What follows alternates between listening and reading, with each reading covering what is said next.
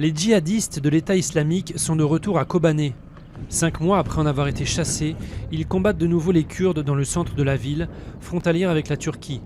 Dans le même temps, ils se sont emparés de 2 quartiers de la ville d'Assaké, auparavant sous contrôle du régime syrien. Les taxis sont en colère et ils le montrent. Plusieurs centaines d'entre eux ont bloqué jeudi matin des accès à Paris, aux aéroports parisiens et à certaines villes de province pour dénoncer la concurrence sauvage de l'application mobile Uber Pop.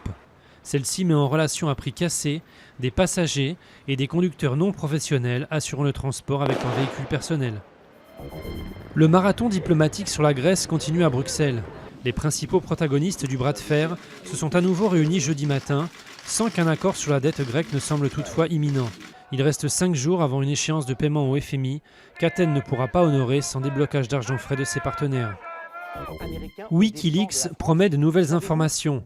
Après avoir révélé l'espionnage par les États-Unis des 3 derniers présidents français, le fondateur de Wikileaks, Julian Assange, a appelé Paris à réagir et il a assuré dans une interview à TF1 que des documents encore plus importants allaient être publiés à l'avenir.